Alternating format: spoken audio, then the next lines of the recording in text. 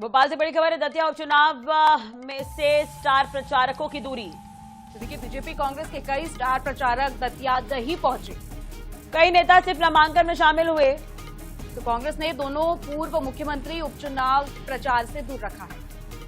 तो आपको बता दें, घनश्याम सिंह के नामांकन में पहुंचे थे दिग्विजय सिंह। कमलनाथ ने भी उपचुनाव प्रचार से दूरी बना ली है। तो देखिए, अरुण यादव, कांतिलाल भूरिया, विवेक तनखा समेत कई नेता नहीं पहुंच पाए।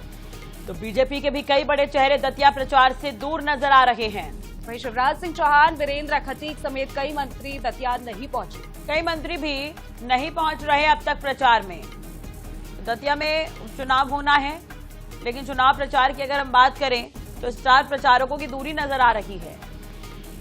देखिए, बीजेपी और कांग्रेस के कई स्टार प्रचारक जो हैं वो नहीं पहुंच पाए हैं और कई नेता सिर्फ नामांकन में ही शामिल हुए थे। उसके बाद किसी भी बड़े चेहरे को वहां पे नहीं देखा जा रहा है। तो कांग्रेस की बात करें चाहे बीजेपी की बात करें, तो दूरी जो है वो साफ नजर आ रही है स्टार प्रचारकों की।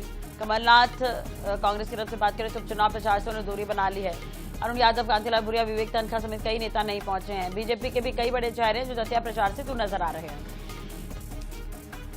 अनुराग हमारे साथ लगातार बने हुए हैं इस खबर पे। अनुराग, देखिए, ये जो है बड़े चेहरे अब तक इस पर नहीं शामिल हो रहे हैं। इसे किस तरीके से देखा जाए राजनीतिक दृष्टिकोण से? बिल्कुल, अगर हम बात करते हैं दतिया चुनाव की, दतिया चुनाव में जो तस्वीर है वो साफ तौर पे बता रही है कि वो चेहरे जो सीधा इम्पैक्ट चुनाव में डाल सकते हैं वही मौजूद नहीं है। सबसे पहले कांग्रेस की बात कर लेते हैं। कांग्रेस में जो तो सबसे पावरफुल लीडरशिप है, जिनके कहने पर कार्यकर्ता मैदान में उतरता है, वो कमलनाथ और दिग्विजय सिंह है। ये दोनों ही जो है चुनाव प्रचार में नहीं है। इसके बाद अगर हम दो और पूर्व प्रदेश अध्यक्षों की बात करें, अरुण यादव और कांतिलाल भूरिया, क्योंकि जो भी प्रदेश अध्यक्ष होता है उसके पास वर्कर्स होते हैं, वो अपने लोगों को खड़ा करता है, तो वो भी नहीं पहुंचे हैं। तो इस तरह से कांग्रेस को वहां पे कहीं ना कहीं कार्यकर्ताओं की दिक्कत का सामना करना पड़ रहा है और बाद में दिक्कत जो है बूथ मैनेजमेंट के रूप में सामने आ सकती है। तो इस पर कांग्रेस को बहुत ज्यादा काम करने की जरूरत पड़ेगी और निश्चित रूप से फिलहाल कम से कम कमलनाथ और दिग्विजय सिंह को तो दतिया में चुनाव में मैदान में उतारना ही पड़ेगा कांग्रेस को, ये बहुत जरूरी है।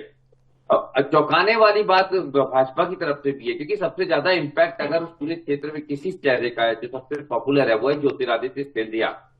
ज्योतिरादित्य सिंधिया उस भूमिका में नहीं नजर आ रहा है, दतिया चुनाव में प्रचार करते नजर नहीं आ रहे, तो वो भी बड़ा महत्वपूर्ण इस पूरी तस्वीर में हो जाता है।